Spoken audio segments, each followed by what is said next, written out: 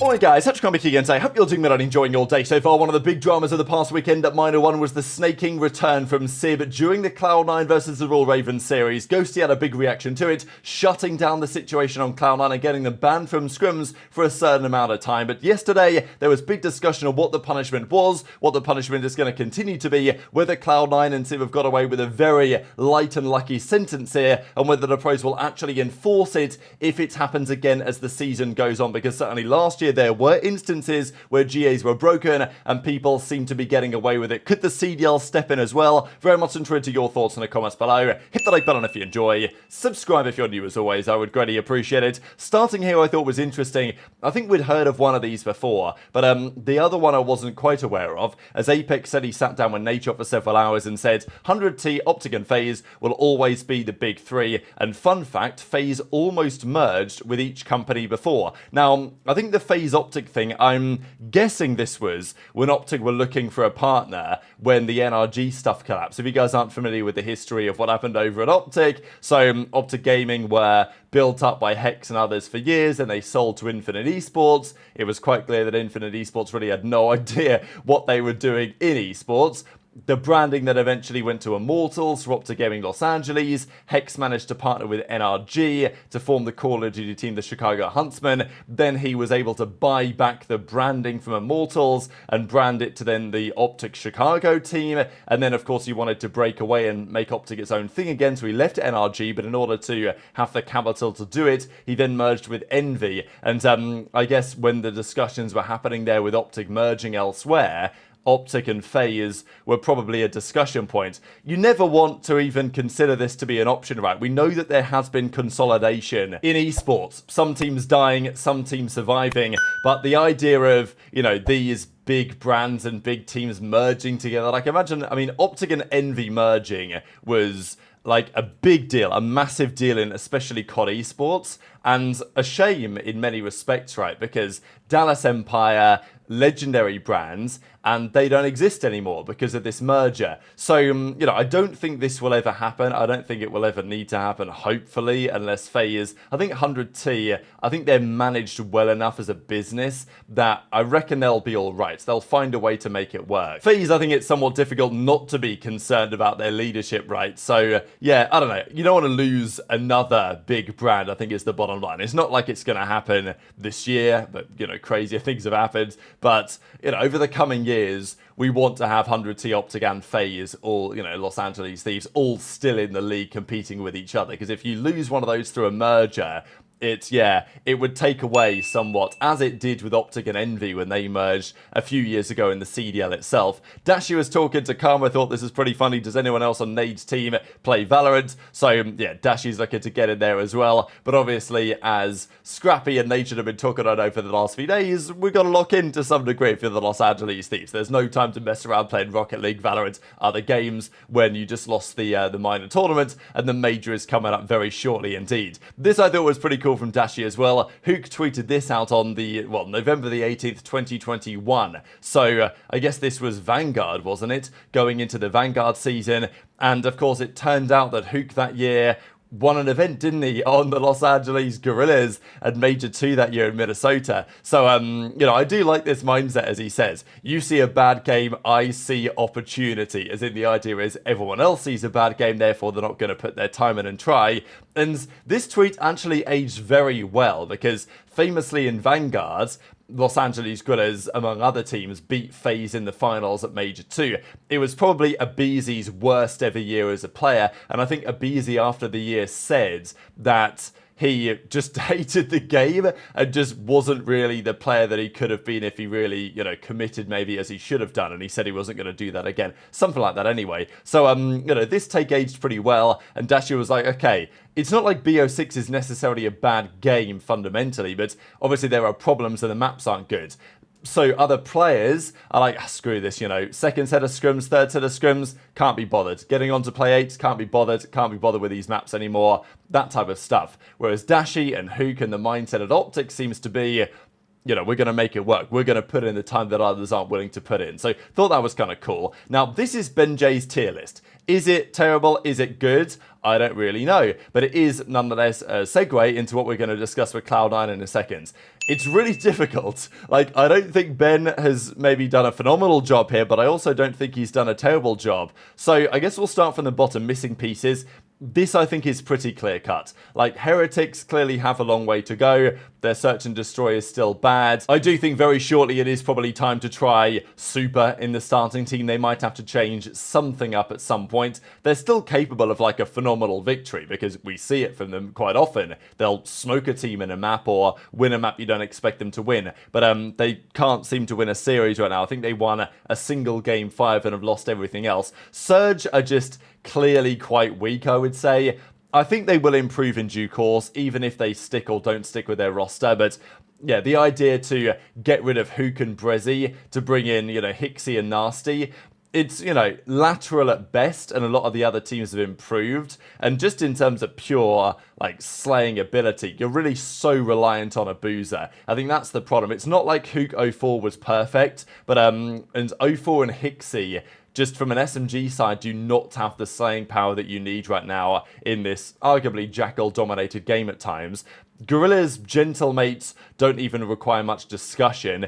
They seem kind of broken. They're 0-5. Okay, Skyz says they're losing to themselves, but the reality is they don't play good fundamental COD, and I think they, you know, have frankly deserved the losses that they've had. And then Falcons needs no explanation. So Cloud9 is a very interesting one because I also am not sure either how good they are. I think I would be inclined actually to bump them up a tier. I mean, let's be honest, they probably should have beaten Ravens. I mean, they're up 5-3 on the game 5. They've gone game 5 with Ravens now twice in a row. They've had some decent results, Cloud9. So I think they are a team that could be up a tier here. They've looked alright. Certainly Mack and Kremp have been pretty damn impressive. It's the type of SMG prowess that Surge, I would say, really need. And then on the AR side, you've got Sib and Attach. It's not been great, actually, at all. Sib's numbers are still pretty poor, but he's getting slightly better over time. So, you know, I have a bit more faith in Cloud9, I think, than aBeZy does. But obviously, there's drama with Cloud9 as well. And to be fair, based on the results of this tournament, Boston, they lost to OpTic, but it was really tight. They seem like a contender. And Minnesota actually did make it to the Sunday, despite, you know, obviously a couple of game 5 victories, reverse sweeping everyone. But even against FaZe, they put up a reasonable fight. Probably the most questionable tier, really, here is the top one. Event winners, teams that could win events. I don't think Ravens will win an event. I know they're very good as it stands. Personally, I just don't see it happening. I'd love to say I see it happening. It'd be a great story. But I think that this year it is going to be Thieves, OpTic and FaZe. Toronto, I also don't know. I mean, they came into this weekend and got beaten by the Rocker. They won 0 series. But also, they were 1 Insight cruise missile, if you'd call it in, away from 3-0ing Minnesota Rocker and getting through to play FaZe. So, and they beat FaZe in the qualifiers earlier on. So, it's tough, right? It's really, really tough. I think you can look at the minor and you can take some readings.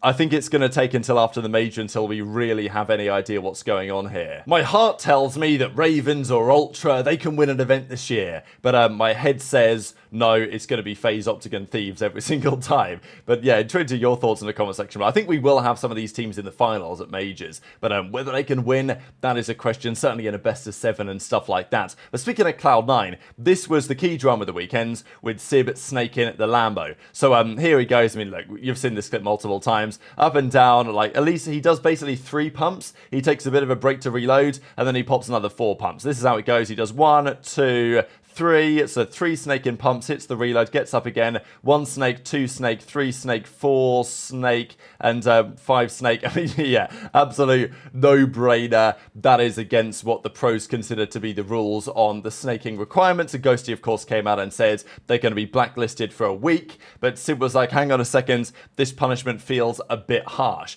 Now, obviously, easy to say, as the guy that's just been accused of it. Of course, Accuracy came out on the flank, and there was a bit of drama discussing all of this stuff. But this is an interesting development here. The Crybaby Cheese logo's coming through hard. And it seems like the Crybaby Cheese from Lamar or from whoever has been successful. So the punishment from Cloud9 will seemingly not be as much as we may have thought it would be. Ghosty initially said 1 week of no practice. Now, it's always difficult to say whether the challengers will actually get on board with that, because often some of the challenger teams, they want to maintain good relationships with the pros. So if the pros say, hey, we're blacklisting these guys, the challengers may be inclined to say, all right, we won't scrim them either, just so, you know, fist bumps, right? So maybe you'll sign me at some point type thing. But in this case, it is a little bit different. The bottom line is, however, that they're only going to be banned, it seems, for 1 day. So this is what Ronnie has to say last night. Cloud9 argues it's unfair to add a new punishment for first offences randomly, because last year,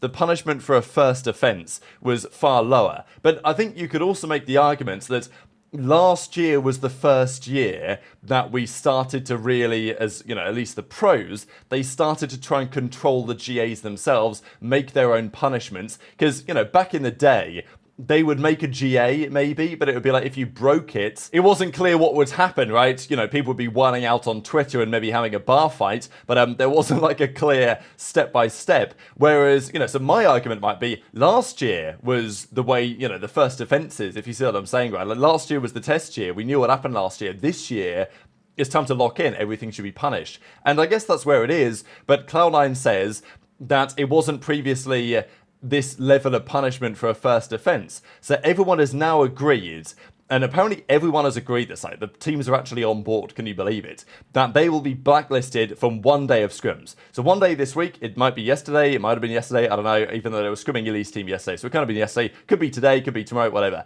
They're going to be blacklisted, they won't be having any scrims on that day, they'll just be sitting there reviewing VOD. So they've decided though, from now on, that it's going to change. So any further situation like this, any snaking, any breaking of a GA in whatever regard, will be punished by the pros with a minimum of 3 days or 1 full week of no pro practice. So it is the pro practice. The amateurs will probably still practice against them. But yeah, the point is that there is now an official rule in play. The argument though would be that Cloud9 kind of got away with it on some level, right? Because Simp snaked, they won the map, maybe not entirely as a result, but they did win the map that he snaked in. They did lose the series, however, but still, they did kind of get away with it in the sense that they're only going to be blacklisted for 1 game. It used to be no warm-up scrim before a match, right? But the pros are being more harsh this year, but now any other team that breaks it, it's going to be a 3-day plus.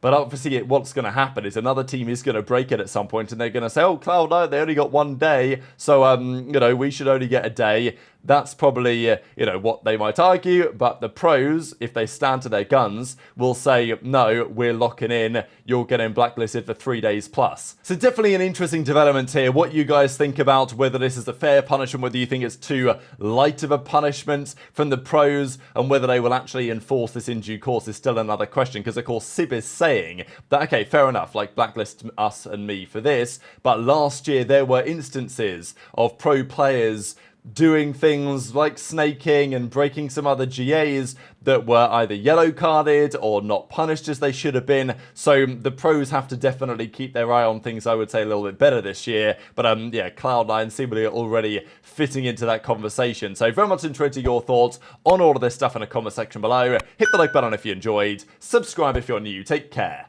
And I'll see you next time. Who was a specific player in your day you love shitting on LAN? Maybe Killa, because his frustration reaction would always be comedy. Like watching them get mad after a loss was just the fucking cherry on top. Sharp was really underrated back in the day. Like Sharp was their TK's best player. Actually, maybe Theory was. That team was like good back in the day. People want to call them plumbers now, but like if you took their primes versus all the people's primes that talk shit, says they're plumbers, like they would get shit on. They would get fucking shit on.